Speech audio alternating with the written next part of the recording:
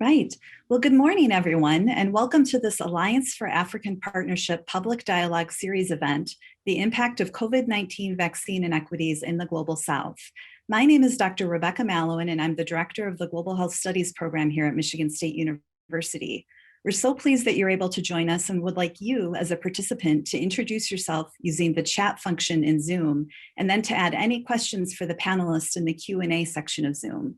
Also, please be sure to select your language in the interpretation function in Zoom, as the program is being broadcast in English, French, and Spanish. Please note that the event is also being recorded. The program will begin with a welcome and introduction from the leadership of Michigan State University. We will then hear from our esteemed panelists from around the world. Each will have exactly 10 minutes to respond to a question shared ahead of the panel. Following the presentations, we will then have approximately 20 minutes of discussion with the panelists as they respond to your questions.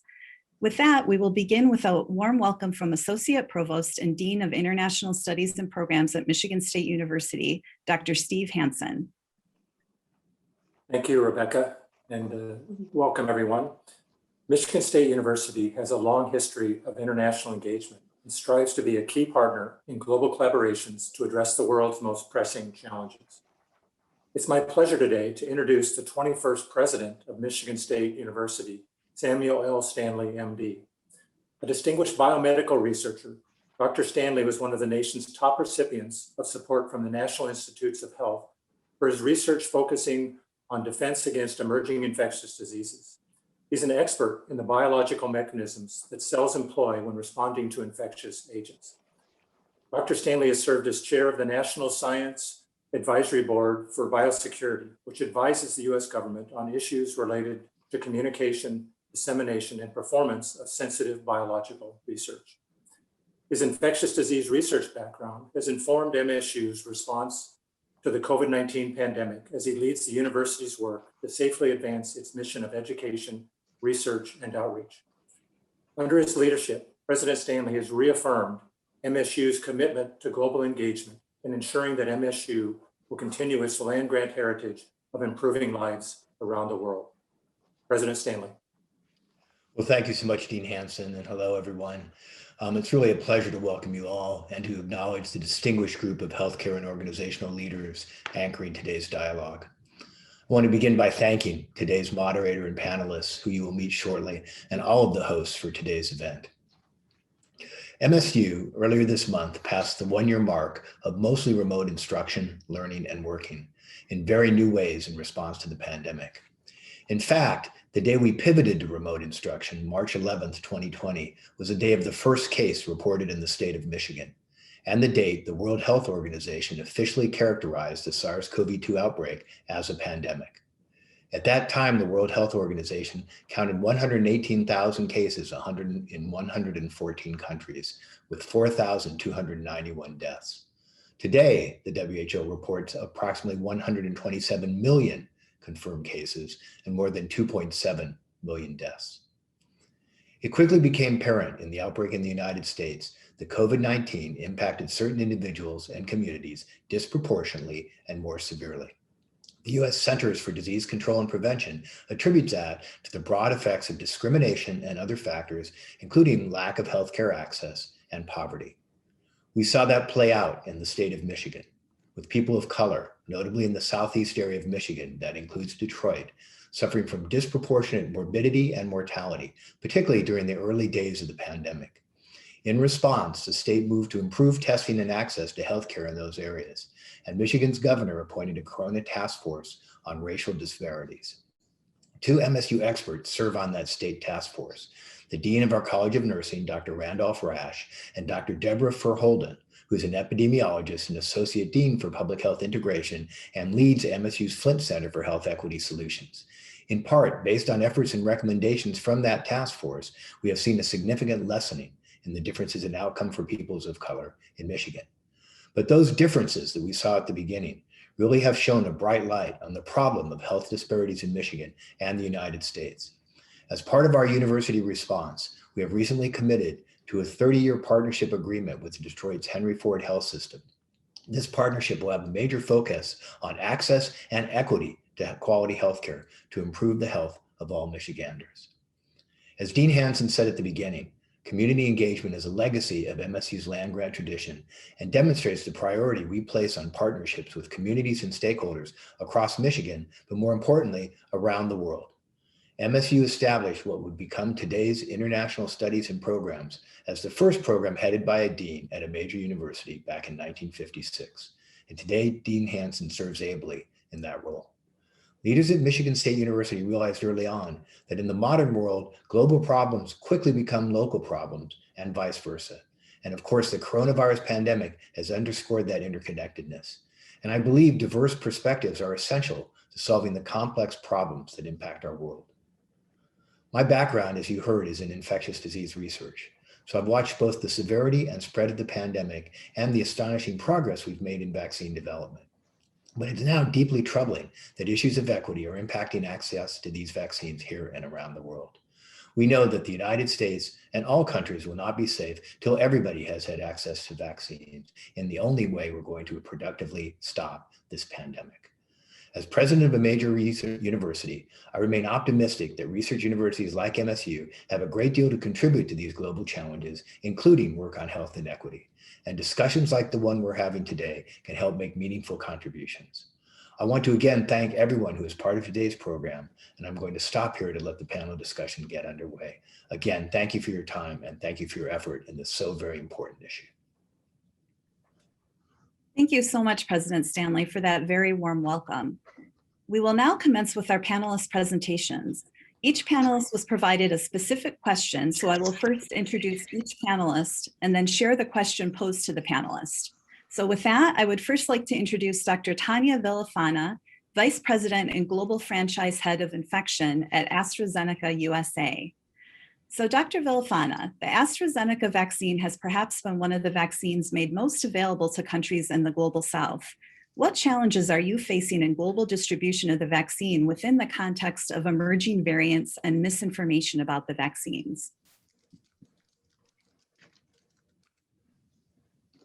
Good morning. Thank you so much to the organizers of the event for inviting me to participate. I do have some slides and I'd like to pull them up.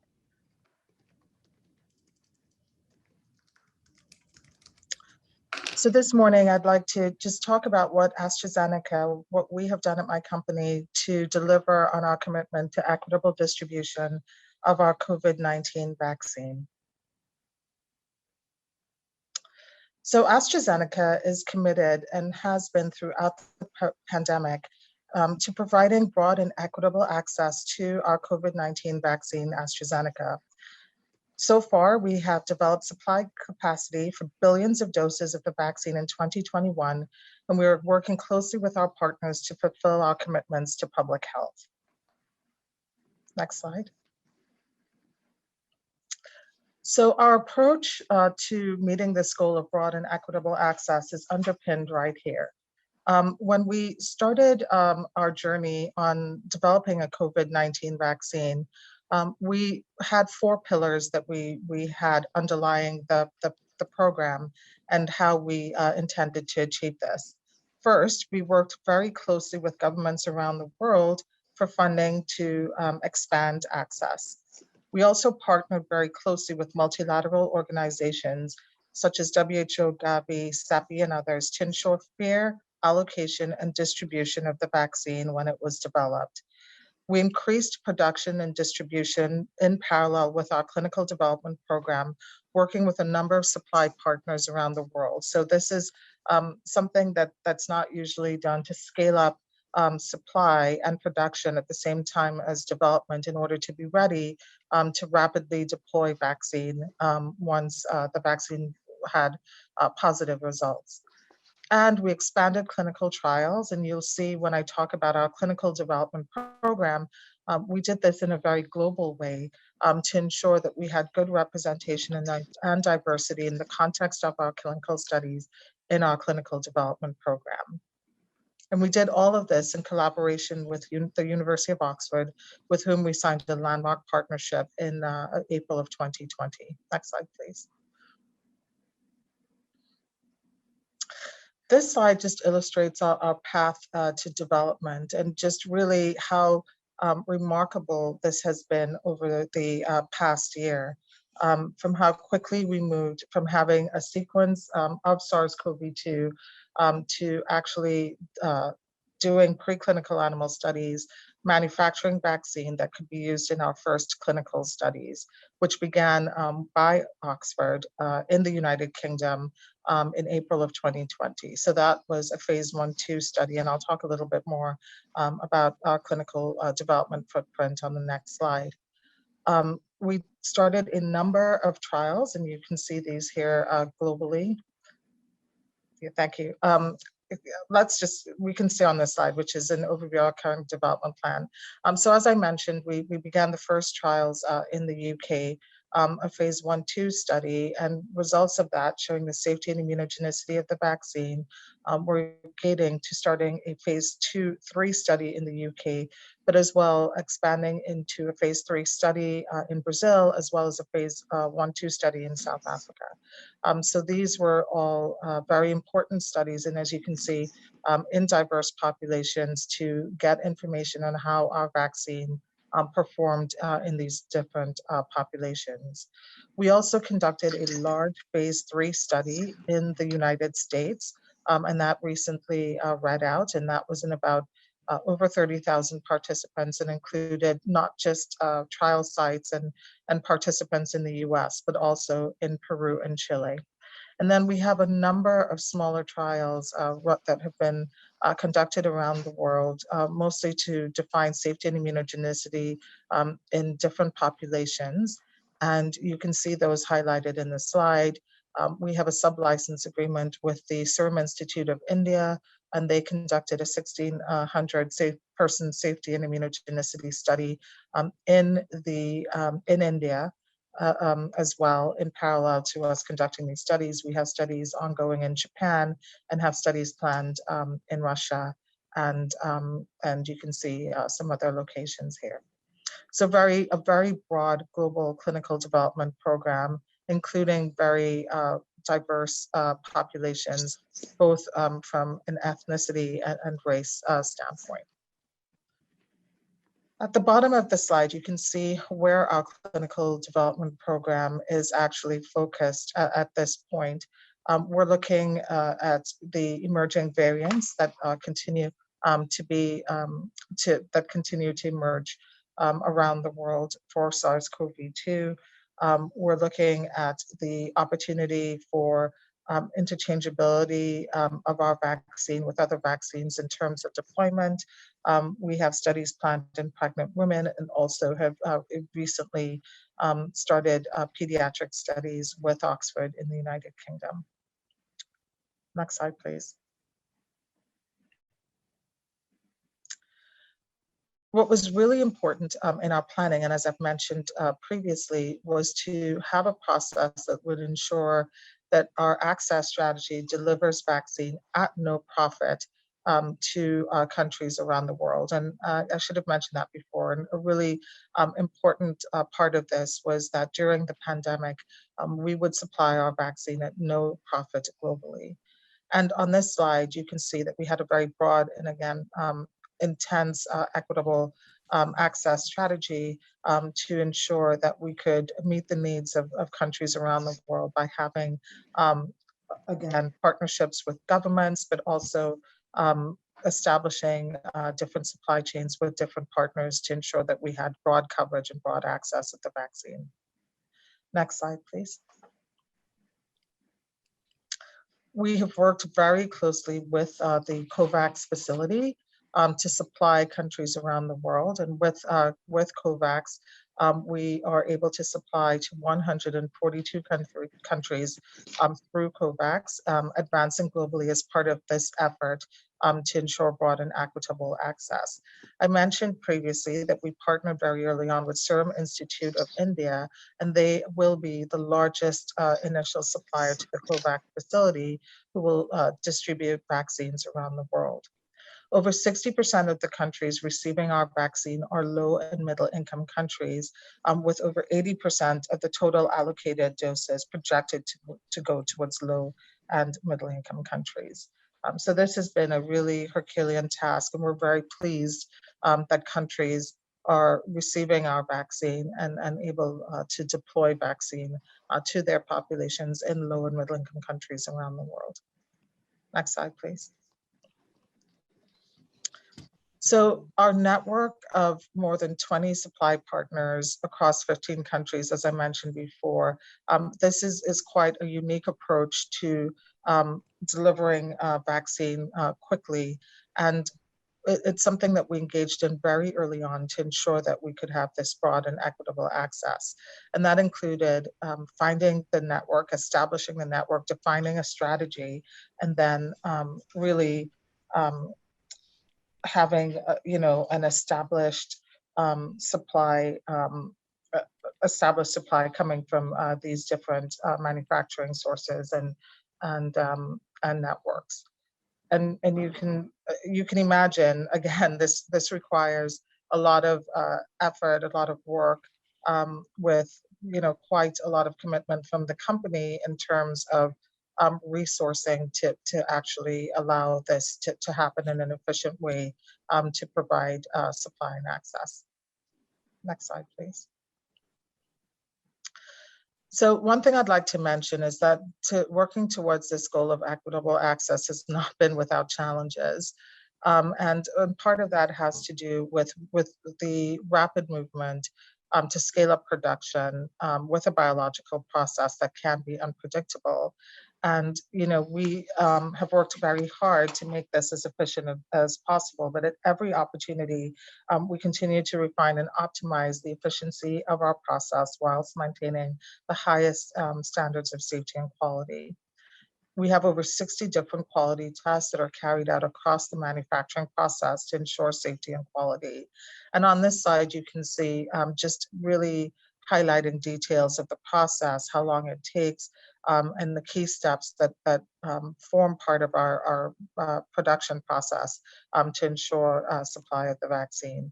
So again, we continue to ensure that this is done in the most precise way as possible to ensure that there is confidence on our vaccine and vaccine supply. Next slide. The variants that are emerging, variants of concern of SARS-CoV-2, is something that us and others continue to look at, not just in the context of the studies that we continue to, that are continuing to occur, and we're continuing to follow participants who were enrolled in our trials, but also just keeping an eye out for emerging variants that may be occurring across the world. And I'm sure everyone has heard of some of these variants of concern. For example, the UK variant B117, which is slowly emerging in the US. I think this is the most rapidly emerging variant in the US right now, but has certainly been in the UK for a bit. And we have seen in the context of studies we've already conducted that we have efficacy of our vaccine against this variant, which has comparable efficacy to the original predominant strain. The Brazilian variant is one that we continue to keep an eye on, and we have in vitro data that shows that the P1 variant against Victorian UK variants has similar levels of protection, but we will continue to look in our studies to see whether or not we have any of this variant occurring in the context of clinical studies. And in South Africa, we conducted a study in participants who had more mild to moderate disease against COVID-19, and we showed reduced efficacy and minimal protection in the context of that study against this variant. However, we did not look at efficacy against severe disease, and we believe that that's something that we would have in future. So just to wrap up,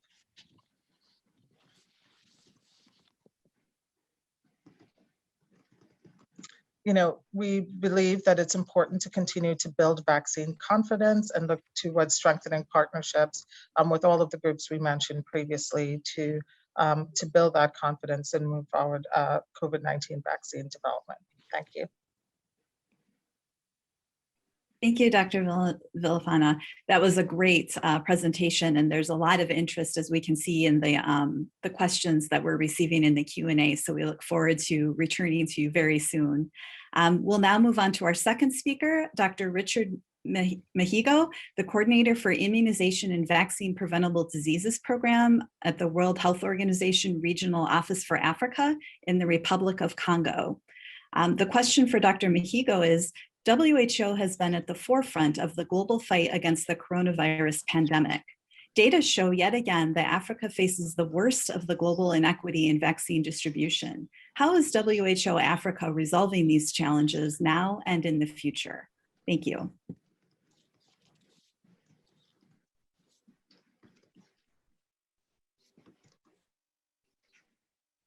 Oh, is Dr. Mihigo with us? Hi, Rebecca. We haven't seen him log in, so perhaps you can move to the next speaker. Oh, sure. Okay. So hopefully he will join us soon. So next we'll move on to Dr. Douglas Slater. He's the Assistant Secretary General of Human and Social Development at the Caribbean Community Guyana, CARICOM. So our question for Dr. Slater is, what are the key political and economic forces that are generating unequal access to COVID-19 vaccines in the Caribbean? And what is CARICOM doing?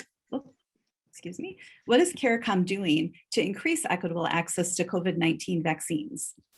Thank you, Dr. Slater. Thank you very much, and good day to all.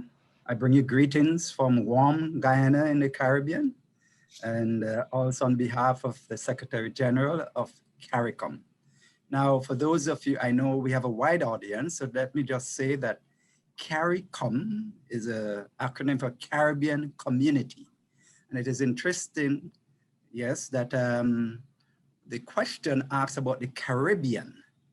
And I like it that way because though we are only part of the Caribbean, there are other Caribbean countries that are important in this mix. As you see in the slide, it shows generally the Caribbean Sea, and those countries in red are members of CARICOM. The Caribbean community consists of 14 independent member states and one former overseas territory, Montserrat.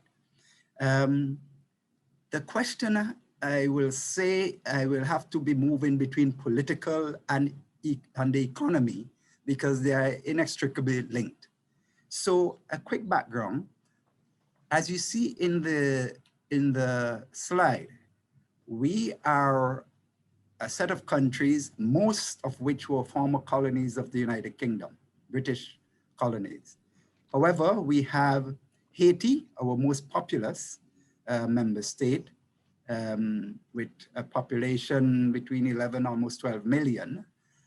And we also have Suriname, which was a former Dutch colony, and all the others are basically former British colonies.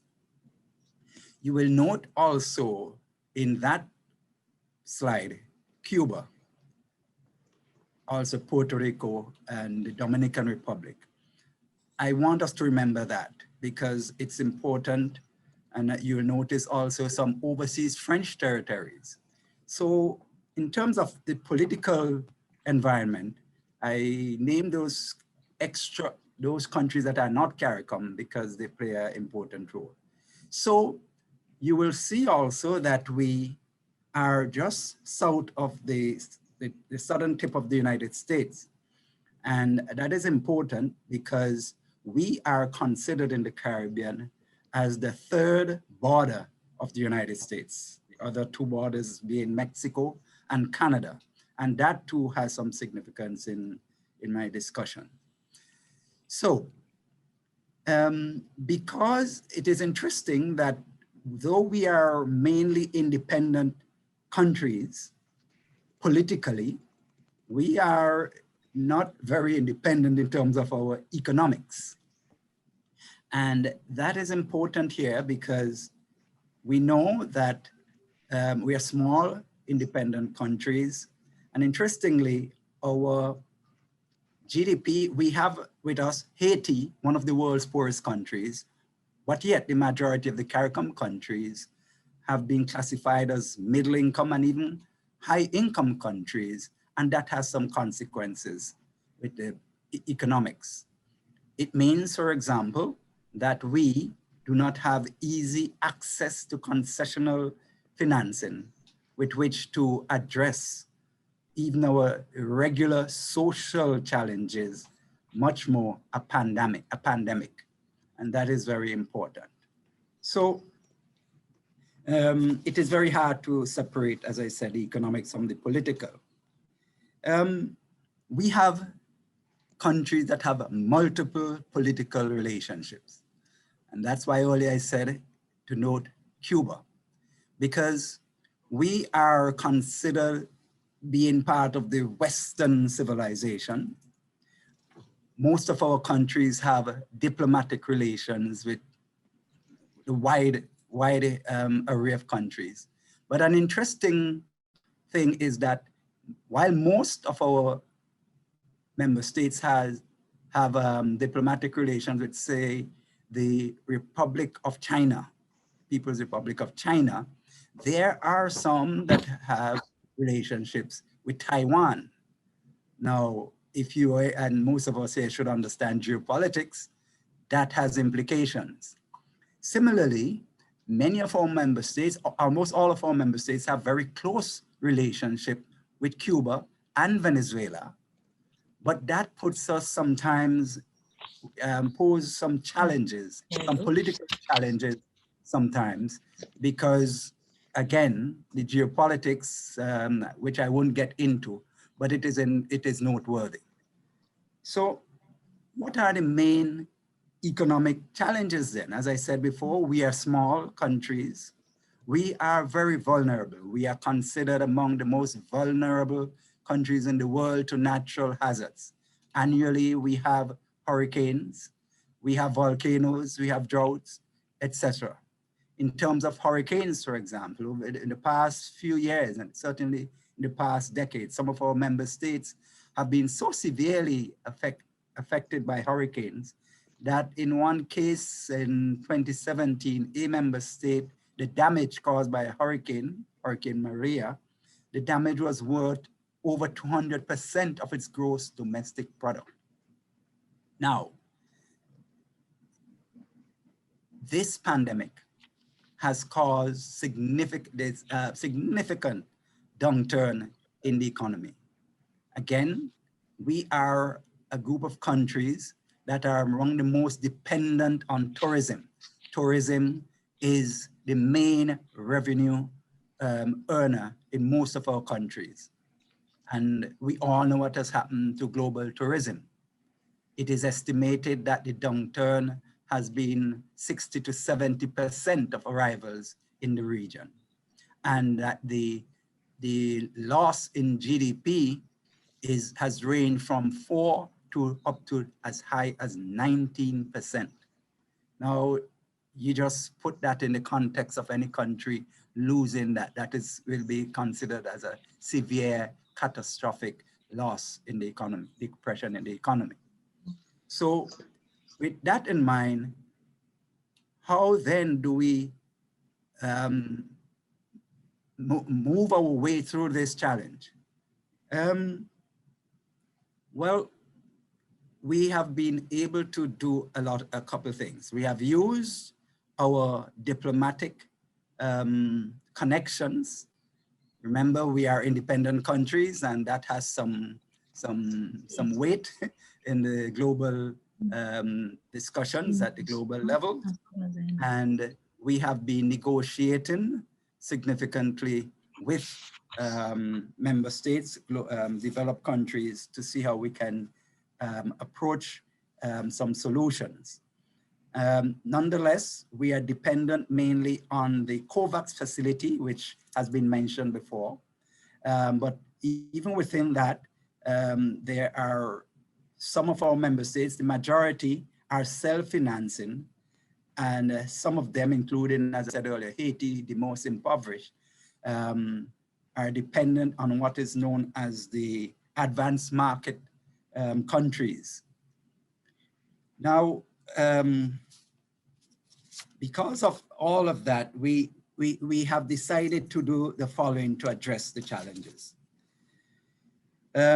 We have written, the chairman of CARICOM in February has written to the WHO to organize a summit on vaccine to address the inequitable access. We have also written to some of our traditional partners, the United States President, the British, and Canada to address this global challenge. We have been negotiating with international financial institutions to support us in our access to concessional financing. And also one of the challenges we have is being arbitrarily blacklisted on the international market, which makes it more difficult for us to even purchase goods. Now, with that in mind, we think that Cuba holds some promise. Cuba has very strong relationship with us. As you may know, Cuba has a vaccine that is in phase 3 trial. Interesting, the name is translates Soberania, which translates to sovereignty. And again, that helps to put us in the political context. We have been assured by the Cubans that, as per usual, they will share with us any successes of their vaccine, and we look forward to that. Nonetheless, we continue to see how we can have access to the markets. We also have developed a relationship with the African Union on the African Medical Supply Platform, and we are negotiating with them to access and procure vaccines at the most favorable rate, and that is working out fine thus far. The political environment is interesting because what we do find is that some countries have been able to negotiate with some of the vaccine manufacturers depending on the level of diplomatic relations they have.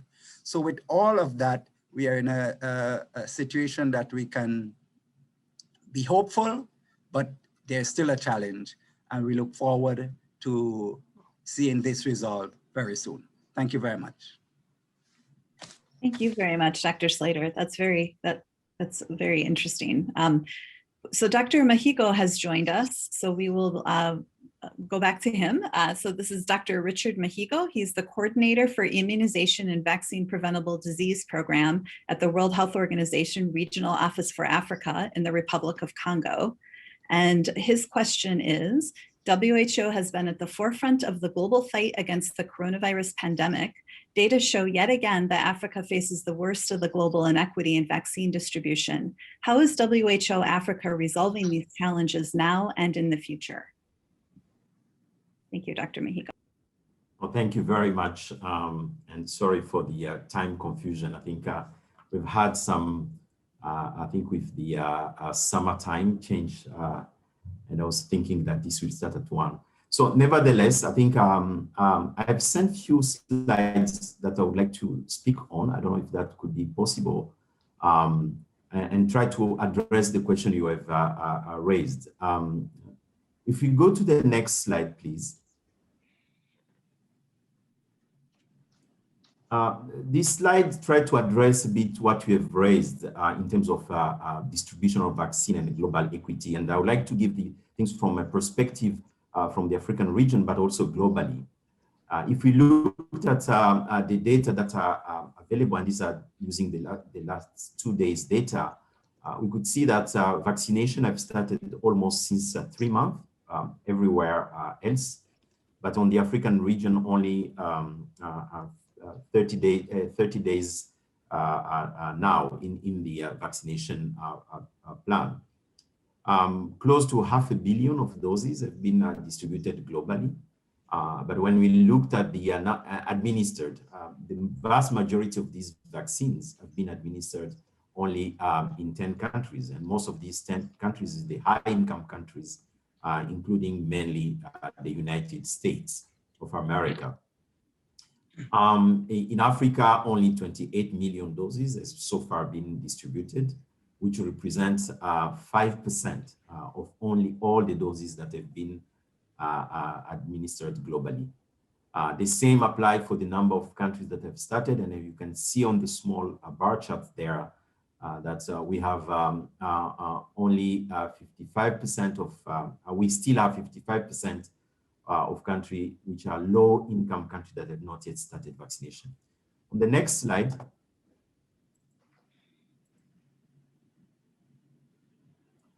you could see this visually on these maps with all the different regions and trying to understand the number of doses administered per 100 population.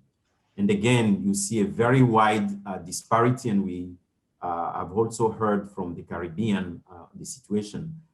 While few countries, particularly in Europe and North America, has the highest number of administration per 100 population.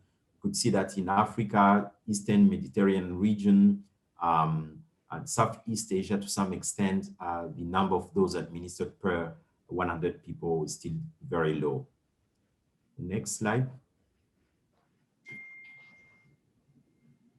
So the COVAX facility, which is an initiative, as we know, led by WHO, Gavi, the Vaccine Alliance, and CEPI, and which aim to support low-income countries to receive vaccines, have started since a month to deliver vaccine in the African region. Ghana was the first country to receive, by the way, the vaccine from COVAX throughout. So we've seen an acceleration of number of delivery of vaccine across the continent, but also elsewhere. COVAX being not only supporting low-income countries, but also providing also support for other countries. For low-income countries, they are all grouped under the advanced market commitment countries. We do have 92 countries in that category, and most of the African countries pretty much fall under this. But I've heard again from our colleague in the Caribbean that some of these countries are also need to be supported through that COVAX AMC support. Next slide. So when we looked at the Africa region in particular, one of the regions that is really so far not covered enough, as I said, close to 28 million number of doses that have been distributed, a wide variety of vaccines that are being used across the board. Not only the vaccine that have been approved by WHO for emergency use listing, as we said, but also countries have struck bilateral deals or donation using vaccine that have not yet been so far authorized by the WHO or listed, as we said, for emergency use. Those are the vaccines that are coming either from Russia, China, but also other vaccines that are produced by India. So it will be interesting to see in the future other low developing countries that are coming to also produce vaccine. And the case of Cuba, it's very interesting to learn and then to see how it will evolve moving forward. And when we looked at the number of countries that have not yet introduced vaccine in Africa, we have a number of countries that are still to introduce. That has been affected by the latest situation with AstraZeneca that is influencing negatively the uptake of vaccine in few countries. The good news is that after the review of the critical data on safety by the European Medicine Agency, but also WHO, and the statement that has been made, we've seen not only the resumption of vaccination in Europe, but also a country in the African region and elsewhere starting to resume vaccination that were put on pause. Next slide. So I would like to conclude by saying that, and particularly to draw the attention on the needs really to accelerate bridging the gap between the high-income country and low-income country in the accessing of the vaccine.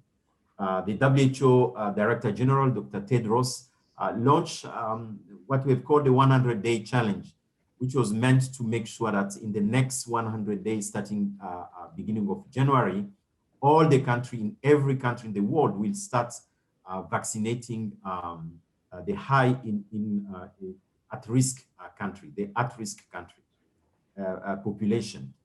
So this very important challenge is for the moment at risk.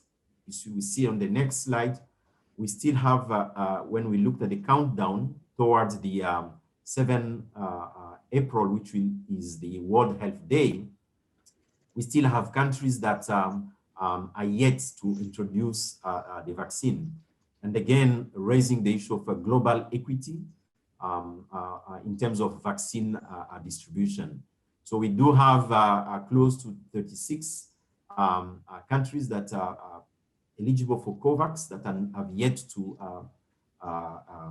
introduce the vaccine. And when we looked at the number of days remaining to get to that challenge, probably the majority of these countries are going to miss the introduction. So I think I would like to take this opportunity really to reiterate the global solidarity message that we've been advocating for at WHO, to start the vaccination everywhere by prioritizing not only healthcare workers, but also people who are most at risk to get the disease and die with it.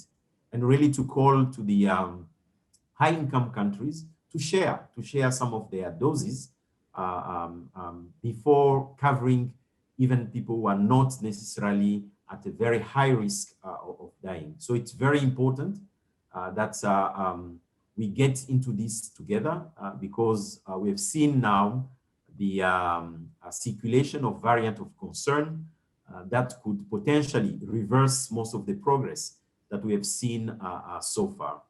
So I would like to stop here and really looking forward to the exchange and discussion during this webinar. Thank you very much. Thank you, Dr. Mihigo. That was very informative. So next we will move on to Professor Dr. Emilia. Dr. Emilia is the Dean of the Faculty of Medicine, Public Health and Nursing at Gadjah Mada University in Indonesia.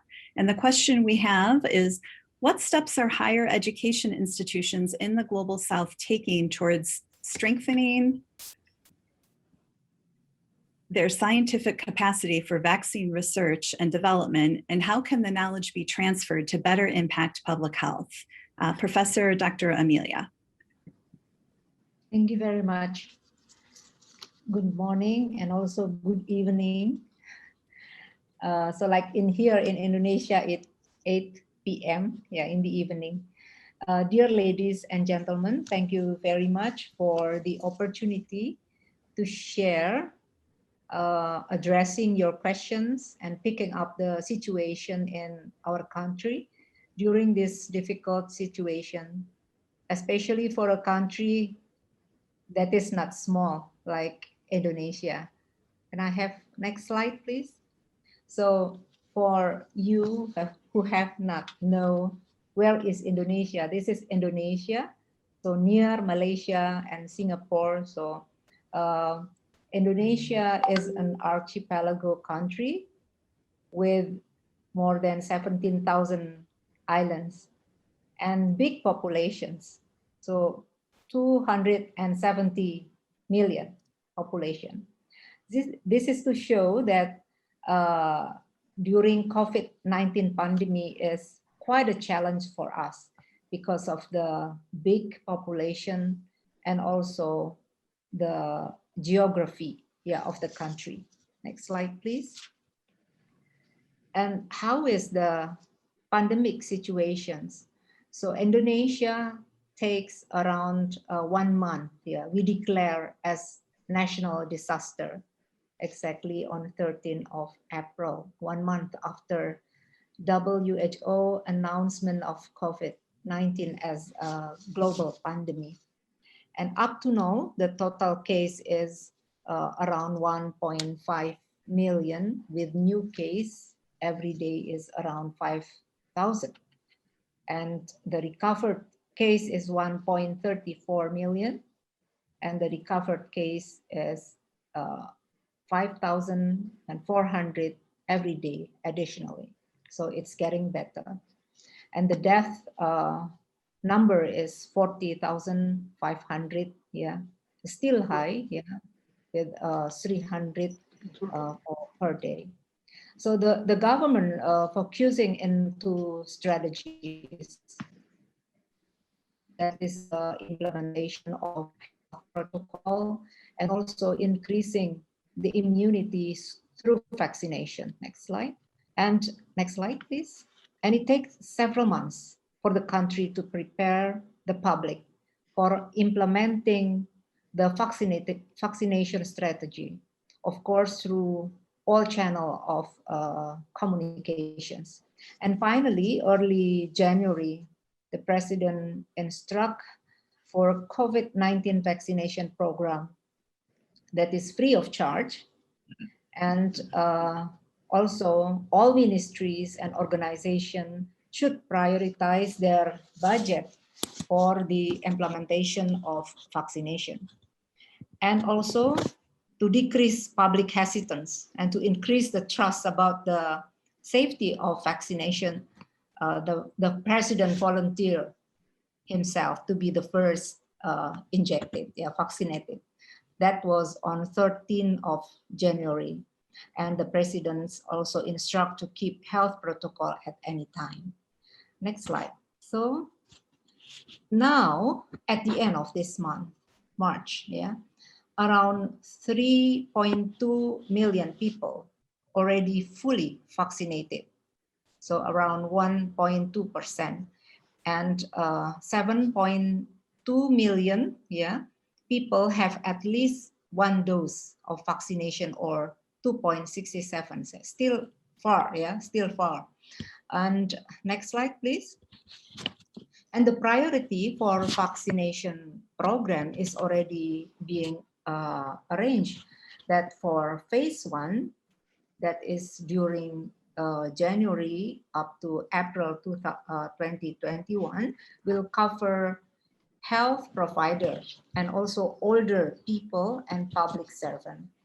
And for the phase 2, that is April 2021 up to March 2022, will cover high-risk community, and the last is the low-risk community.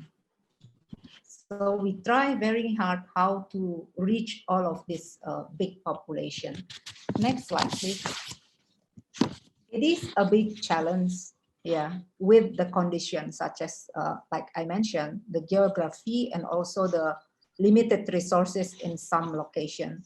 So the Ministry of Health already prepare and coordinate with more than 10,000 primary health clinic, hospital, all over the country, including the single data information system application that of course support us to monitor the progress of the program.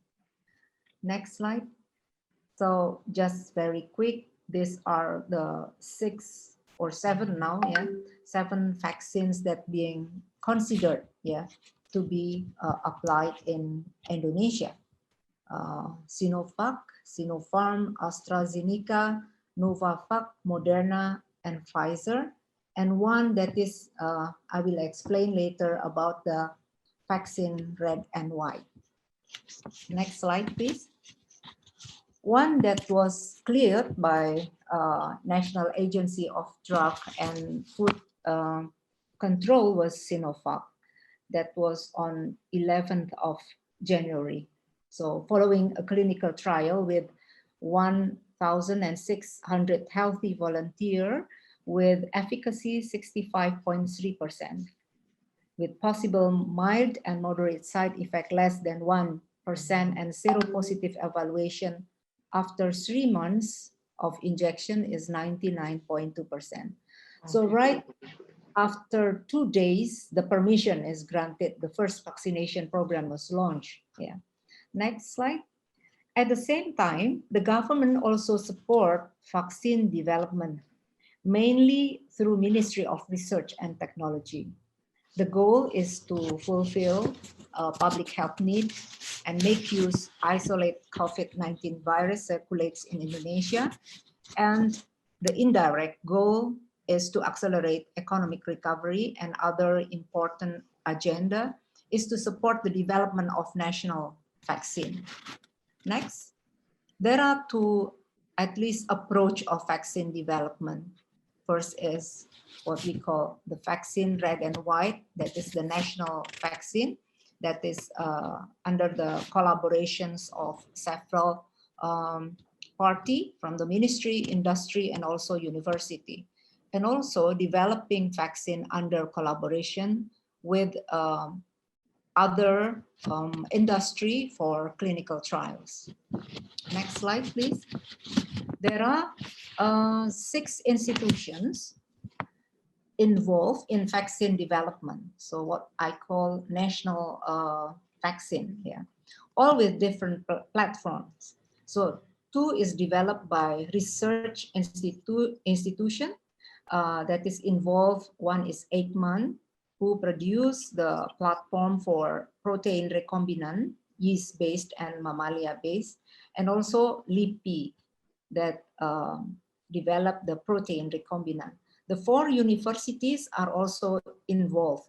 That's the University of Erlangga, ITB, Universitas of Indonesia, and Universitas Gadjah Mada, each with slight different platform.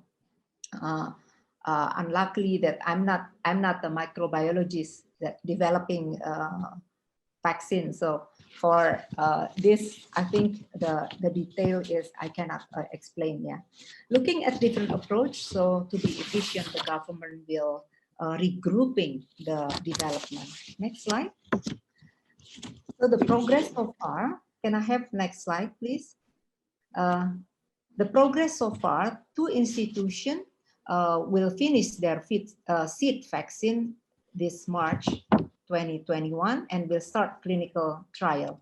So hopefully we'll be ready early 2021. Next slide, please. And these two institutions is already being collaborated with 2 industry, collaboration with industry, and others not yet. And this is also one of the problem, the industry reluctant to collaborate before the clear result is emerged. And next slide, please. Of course, there are some obstacles that we found difficulty in getting reagent, which is take a longer time, and also new initiative is not interesting. So the government will support, especially through Ministry of Research and Technology, and some operational limitation which delay the development. And next slide, last slide. So while we still progress with the vaccine development, I just want to mention this is the other innovation that we have from our university that help and already disseminate nationally. That is Genos. This is a test to detect the COVID-19. So which is low cost, quick and easy, which is using the volatile organic compound in respiratory system.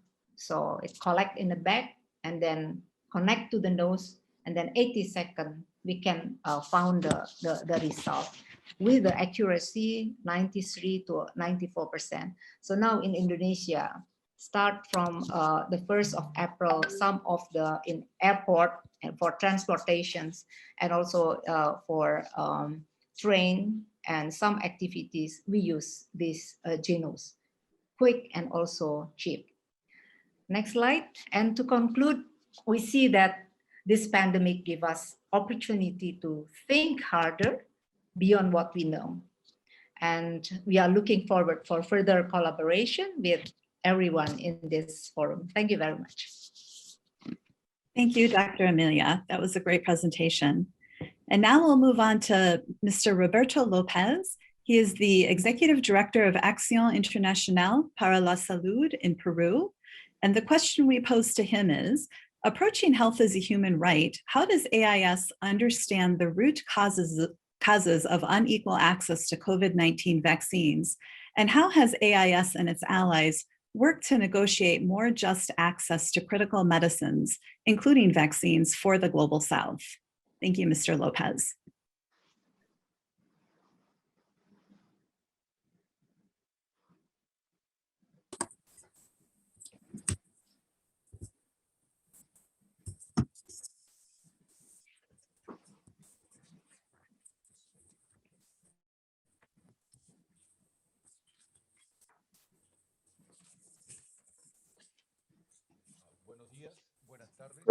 Good afternoon, good morning, good afternoon, good evening.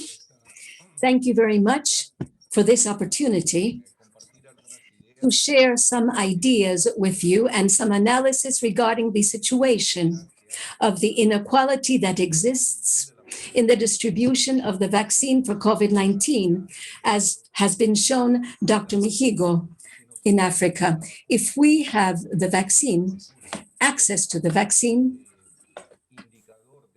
as an indicator of the human rights to health and life, we find profound differences with regards to the exercise of that right. We have a divided planet between the rich countries that can vaccine their population and the developing countries and poor that are not able to vaccine their population. This is a risk for the entire humanity because the efficiency of the vaccine can only be guaranteed with an equitative distribution according to the epidemiological criteria, not in accordance with the money that one has.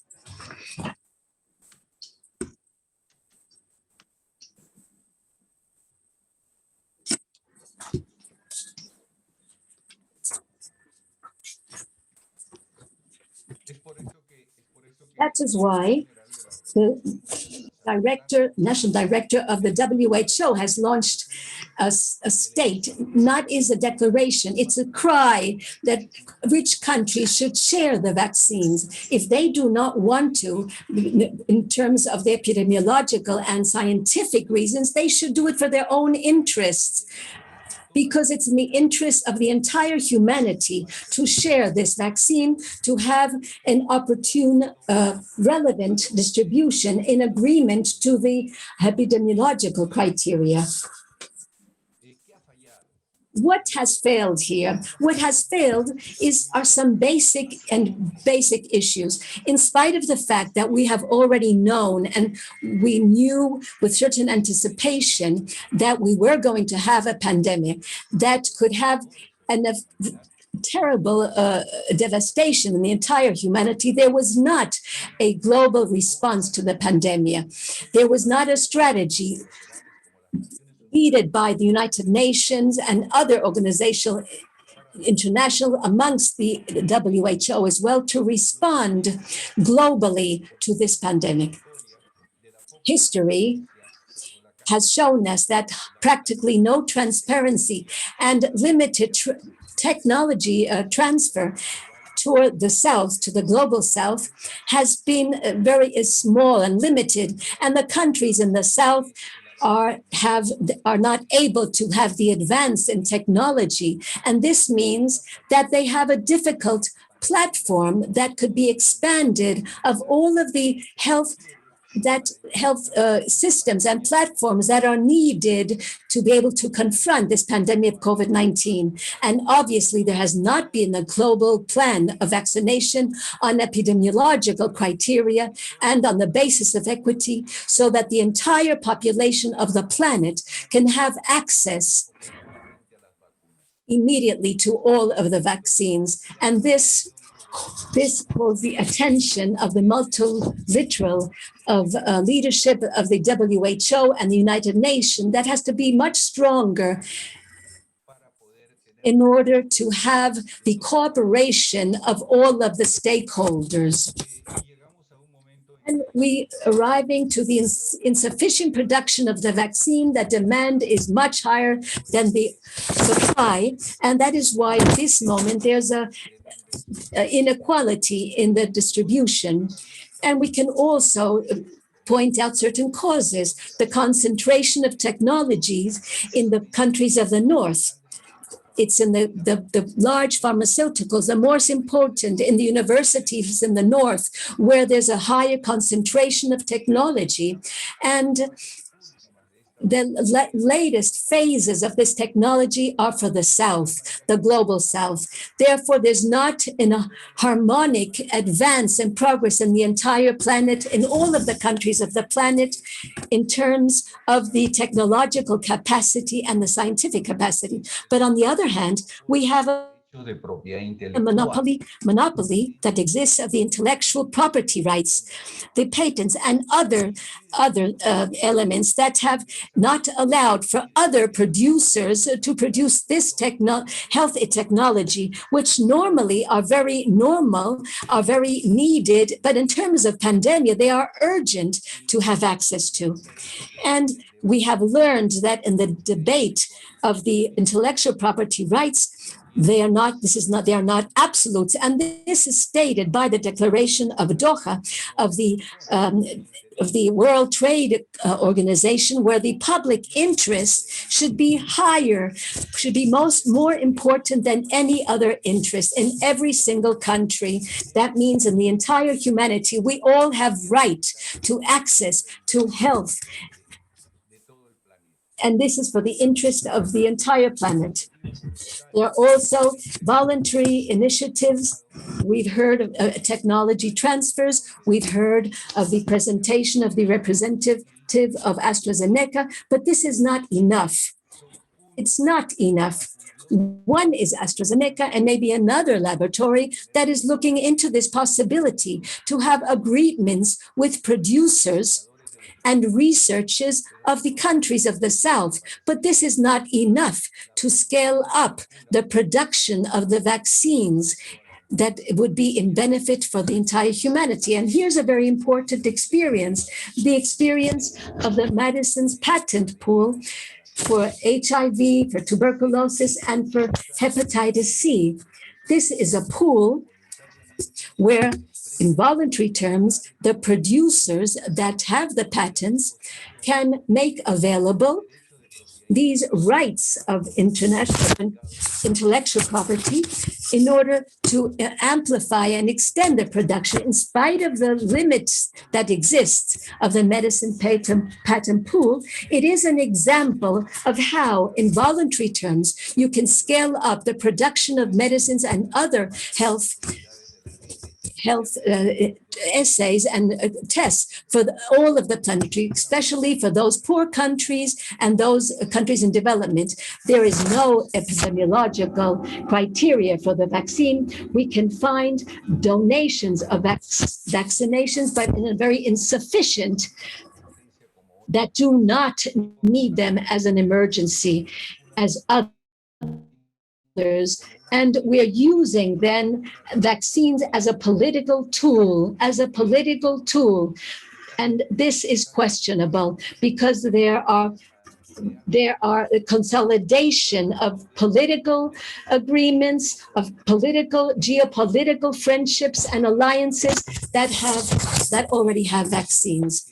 And then this call of the WHO, of the World Health Organization, to create a pool for the rights of the technology as a response to SARS-CoV-2 is a call that has been made for 1 year ago, maybe just a bit less than 1 year ago, but the reaction of the rich countries and the pharmaceutical has been negative, has been of rejection. And some representatives of the Big Pharma said that this proposal of the WHO had no sense at all, and that could be even dangerous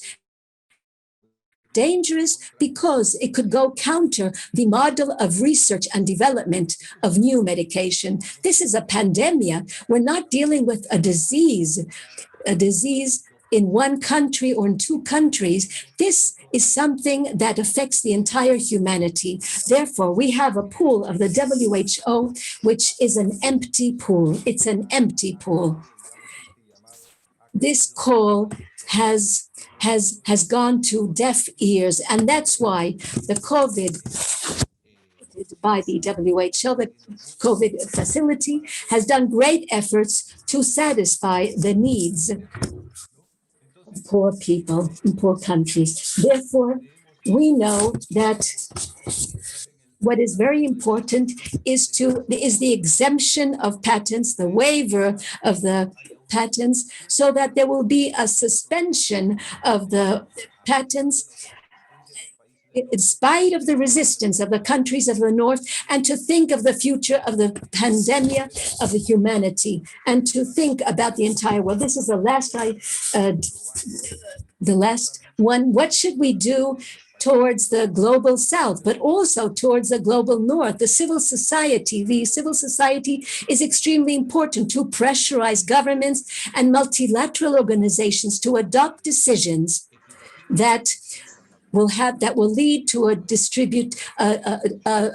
equal distribution of the vaccine. But also the governments of the South it's very important to cooperate and to have an impact in multilateral organizations, to give them more independence to these multilateral organizations that can have their own agenda to support research and technology.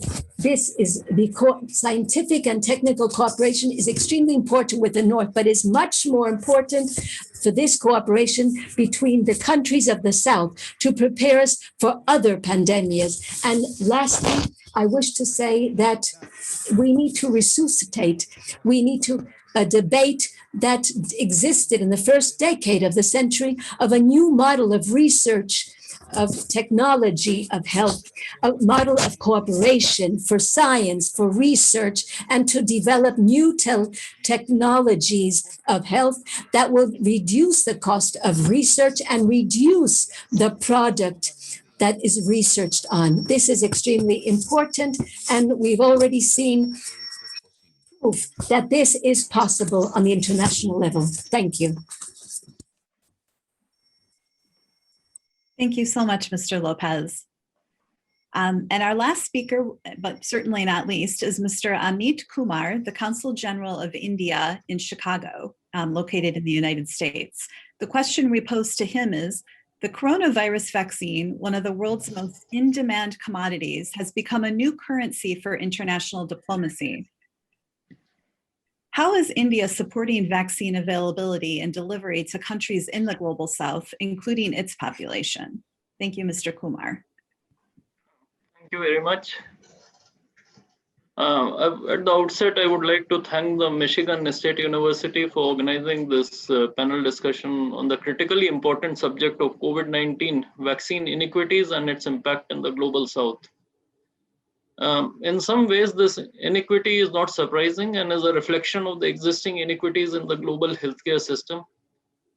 We need to come up with some innovative mechanisms to deal with this problem of vaccine accessibility and affordability in context of COVID-19. At the same time, at a broader level, there of course needs to be greater involvement of big pharma companies in meeting health challenges and diseases in the global South. They need to come up with new models in this regard. The US or the EU model obviously cannot be replicated. I will just take half a minute to refer to some noteworthy contributions of the Indian pharma. They produced the world's first hepatitis B vaccine for less than $1 per dose, provide antiretroviral drugs for less than $1 a day. They have come up with the first thermostable vaccines for rotavirus, particularly important for remote tropical areas in India and in Africa, and the world's first clinically proven typhoid conjugate vaccine. Now, turning back to COVID-19, it's clear that the pandemic posed an unprecedented challenge to the world, and within weeks of its outbreak, global travel and subsequently global economic activity ground to a halt, causing severe disruptions in the global supply chains. With the fast-track development of COVID-19 vaccines and the ongoing vaccination drive, there is cause for renewed optimism, renewal, and growth. Given the globalized world that we live in, a COVID-19 virus anywhere will be a threat everywhere.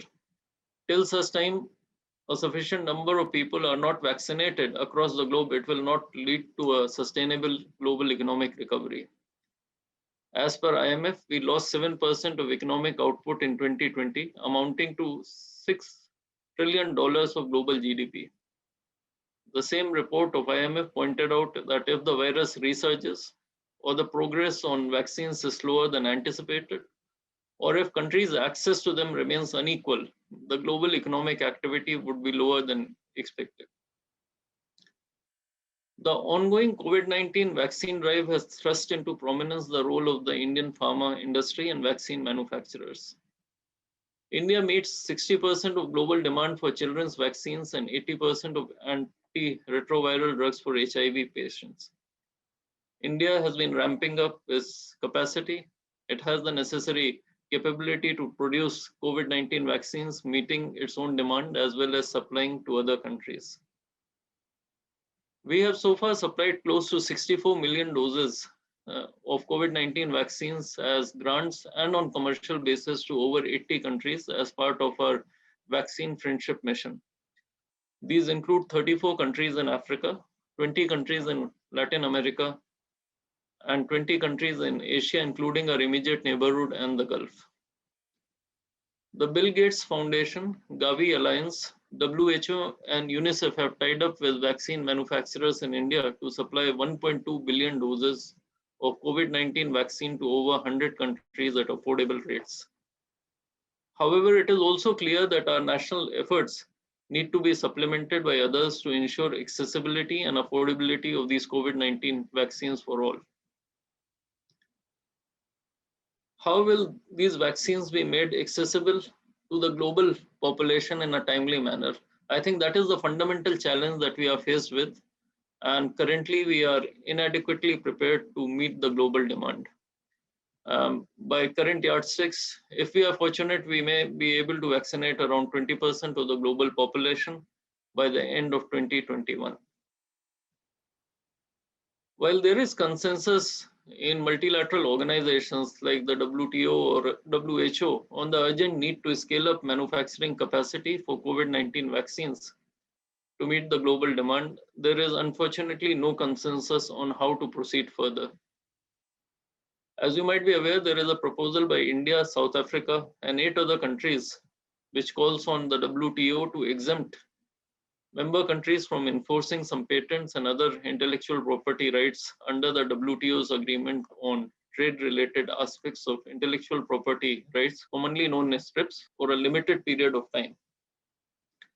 The objective behind our proposal is to ensure that IPRs do not restrict rapid scaling of manufacturing of COVID-19 vaccines in India and elsewhere. A few members, mostly developed countries, remain opposed to this proposal. They argue that the existing flexibilities under the TRIPS agreement can be used. This is misleading, simply because the TRIPS flexibilities are not adequate and they were never designed keeping the global pandemic in mind. The TRIPS flexibilities only allow compulsory licenses to be issued on a country-by-country, case-by-case and product-by-product basis, where every jurisdiction with an IP regime would have to issue separate compulsory licenses. It is not difficult to recognize that this is a very time-consuming and cumbersome process to implement and will therefore not ensure timely access of affordable vaccines. Similarly, we have not seen very encouraging progress on WHO's COVID-19 Technology Access Pool or the CTAP initiative, which encourages voluntary contribution of IP technology and data to support the global sharing and scaling up of manufacturing of COVID-19 vaccines. Voluntary licenses, even where they exist, are shrouded in secrecy. Their scope is often limited to specific amounts or for a limited subset of countries, thereby encouraging nationalism rather than true international collaboration. We are living in unprecedented times. These call for unorthodox measures. We saw this in the efficacy of strict lockdowns for a limited period as a policy intervention in curtailing the spread of the pandemic. We also saw unprecedented collaboration among multiple stakeholders who rose to the challenge posed by the COVID-19 pandemic. It is the knowledge and skills held by scientists, researchers, public health experts, and universities that enabled the cross-country collaborations and the enormous public funding that has facilitated the development of vaccines in a record time.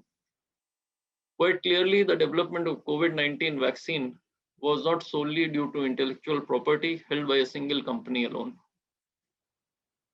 The experience of the first few months of the COVID-19 pandemic are also instructive. We saw that shelves were emptied by those who had access to masks, PPEs, sanitizers, gloves, and other essential items, even beyond their immediate requirement.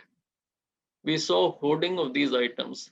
It is imperative that we do not allow the same to happen to vaccines.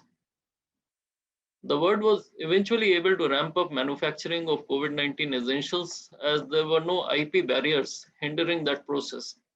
Likewise, we need the same pooling of IP rights and know-how for scaling up the manufacturing of vaccines and treatments.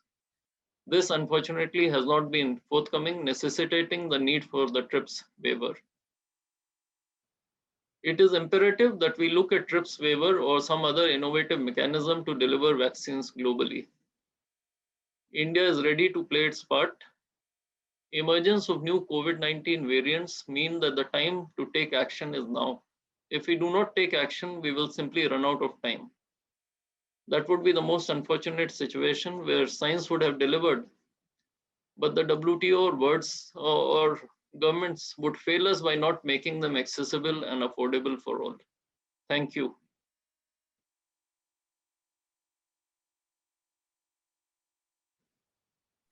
Thank you, Dr. Kumar. So now that we've taken a tour around the world and heard from our speakers regarding the COVID-19 vaccine development, access, distribution, priorities, and acceptability in the various regions, I'd like to pose questions from the audience. And the first question is directed to Dr. Villafana. As the AstraZeneca is the primary vaccine being distributed in Africa through COVAX, what do we know about its effectiveness against the variant first identified in South Africa? And can AstraZeneca update its vaccine quickly?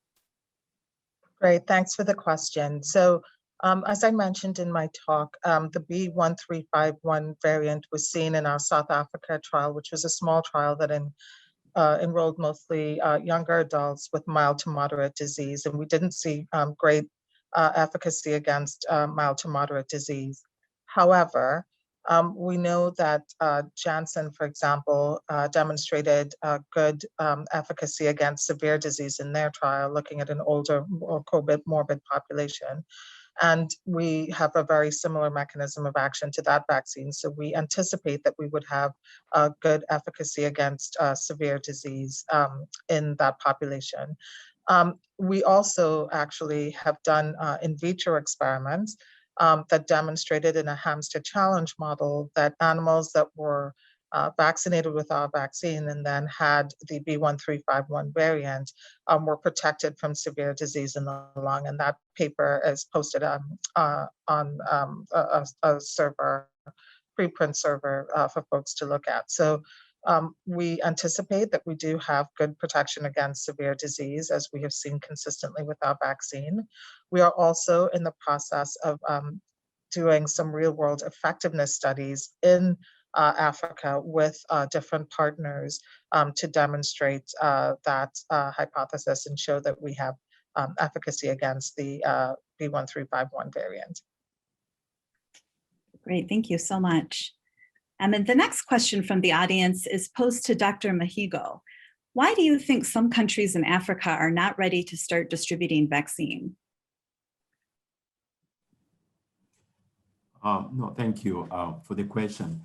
I think I've tried to respond to that question even in the chat box. I think there are two major situations here we need to look at. First of all, I think in the vast majority of the country, whenever they receive the vaccine, the rollout of vaccination, I think, happen in the next couple of days following the arrival of vaccine. So we've not seen any issue. So, however, there have been a few countries that have put on pause the rollout of the vaccine. And that was mainly due to the issue that were related to the AstraZeneca vaccine, particularly after the safety issues were raised in Europe. But we've seen most of these countries resuming their vaccination session without any problem. We have 4 to 5 countries in that situation, and that things are going back to normal. Now we have a last group of countries that have yet to receive any vaccine. And some of these countries did raise the issue of the variant of concern that was first discovered in South Africa, and the issue that the small study that was mentioned by the colleague from AstraZeneca raised when those data came out, some kind of doubt about the efficacy of this vaccine. But I think even in that small group of countries, after particularly the WHO recommendation to use the vaccine, even in the countries that have recorded variant of concern that were detected first in South Africa. So we are seeing a good progress going on in that direction as well. Great, thank you. The next question could be for Dr. Villafana or could be for anyone. What criteria and factors are being taken into consideration to determine the quantities on how the vaccines are being distributed to the various countries?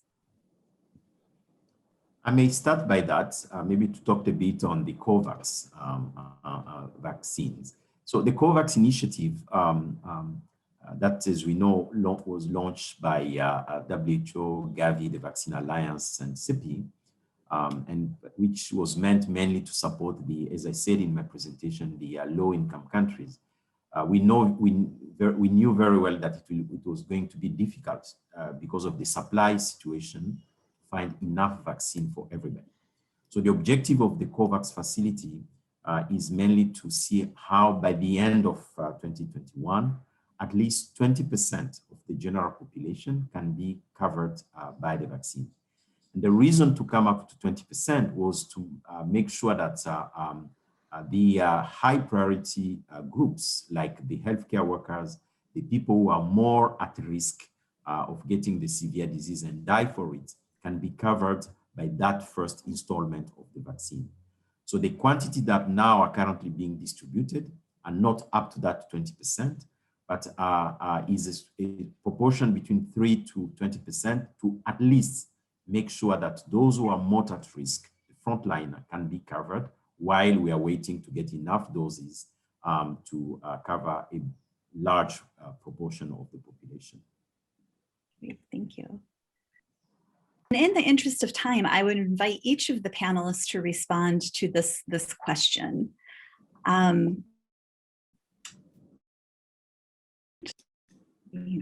Okay, here we go. What are the emerging critical lessons for global vaccine preparedness for future pandemics? And maybe we could begin with Mr. Kumar, if he's ready.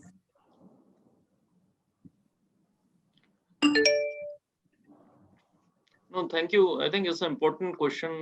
I think the experience of the current pandemic throws up many insights into how we should be prepared. And I think as one of the panelists pointed out, that we are dealing with a pandemic and not a disease. And therefore, we need to move beyond our traditional ways of thinking. Just like the regulators and the governments and scientists came together to fast track development of vaccines, we need to look at other ways of pooling of IP rights to ensure that whatever treatments or vaccines that we develop for a future pandemic, and including for the current one, are made available to the global population in a timely and affordable manner. And it's quite clear that given the globalized world that we live in, we need to do that. A virus anywhere is a threat everywhere. So I think we need to look at this issue of pooling of IP rights to find a solution to the problem. I can't think of any other way to move forward on this issue. Thank you. Thank you, Mr. Kumar. Mr. Lopez, would you like to respond to that question?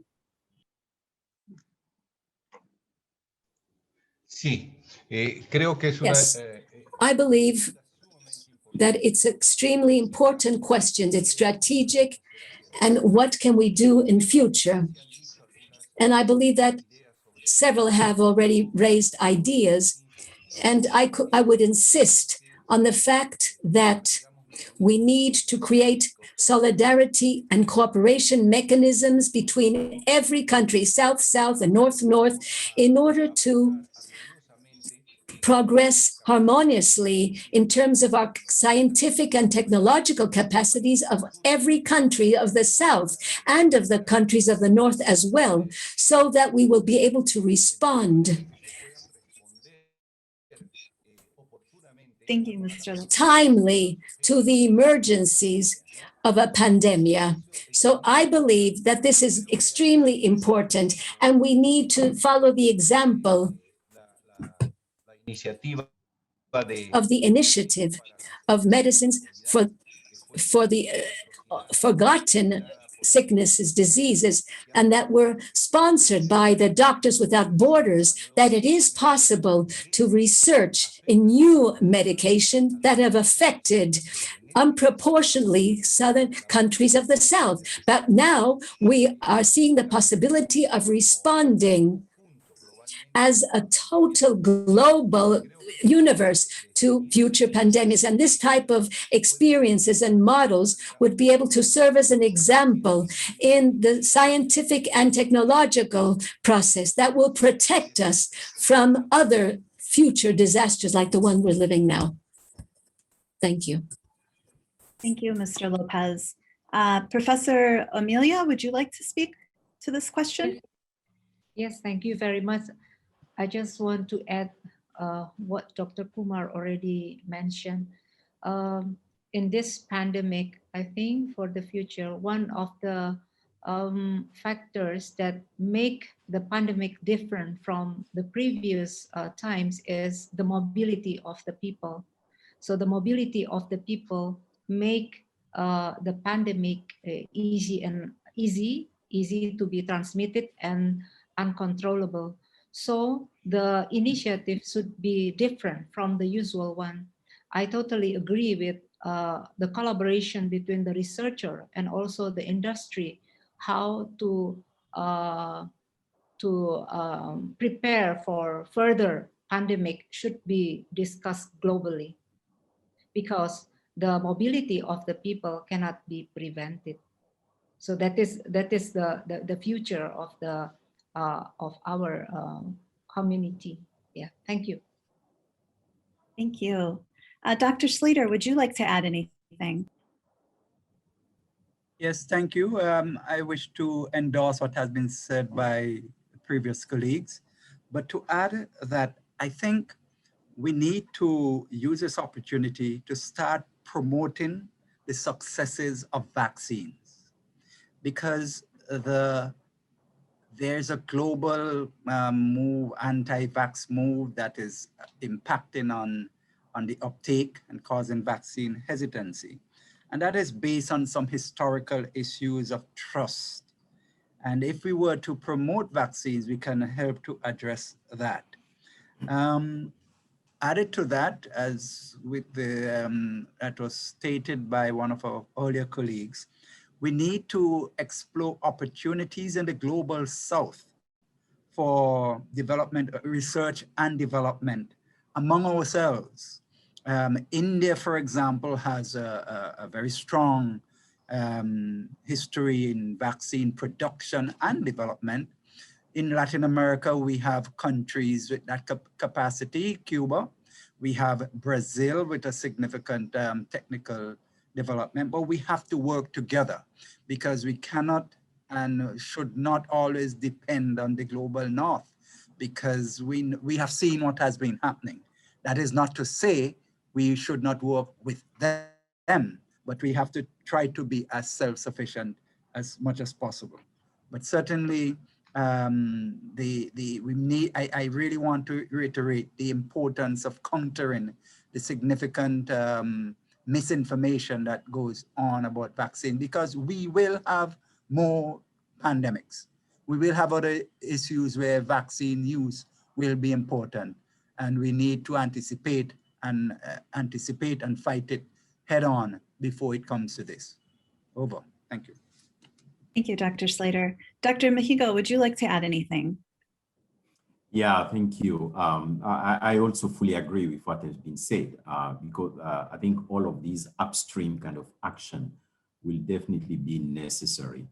But one thing, the one thing that we have also learned during this pandemic, it's the how country should build a more resilient system to cope with a pandemic and outbreak. We have seen how at least many developing countries were not very well prepared to respond to the pandemic. The laboratory capacity, the system in place to respond to the cases was not that just there. So we came from the Ebola outbreak in 2014. We thought that some countries were well prepared and everything had to start from scratch again. So I think the world cannot afford to go in the next pandemic in the same state of preparation. So I think there is a need to start now to build really on a more robust and resilient health system that could be able to cope with the shock that a potential new pandemic could come with. I will stop there. Thank you. And Dr. Villafana, would you like to add anything? Yeah, so I agree with everything that's been said. I would just like to handle the question a little differently and say what we've learned from experiencing this pandemic that I think we could take to our everyday ways of working, particularly for me on the R&D side, because I think we've done something quite remarkable across all the different, companies and countries in terms of being able to develop a vaccine in a rapid way. And I think the ways we've worked, being more innovative, being more flexible, and being open to more partnerships is something that we take forward. We should take forward not just in a pandemic setting, but we should look at what we could actually implement in our business as usual practices from what we've learned and done during this pandemic. And certainly, I think about our ability to work very closely with regulators in this space is one thing I'd like to see us be able to do more in the future. Wonderful. Well, I would like to sincerely thank each of our wonderful panelists for sharing their time and expertise on this important topic. I'd also like to thank the co-sponsors for the event, the MSU African Studies Center, the MSU Asian Studies Center, the MSU Center for Latin American and Caribbean Studies, the MSU Institute for Global Health, and our media partner, the University World News. Please join us for our next dialogue event on Wednesday, April 14th from 9 to 12:50 p.m. The title will be The Future of Farming to Meet Sustainable Development Goals in Africa, Reflections on Soil Health and Policy. Thank you all so much for joining us today. And as we mentioned, this is being recorded and we will be sending out information about where you can find the recording in the future. So thank you so much and have a great day. Thank you. Thank you.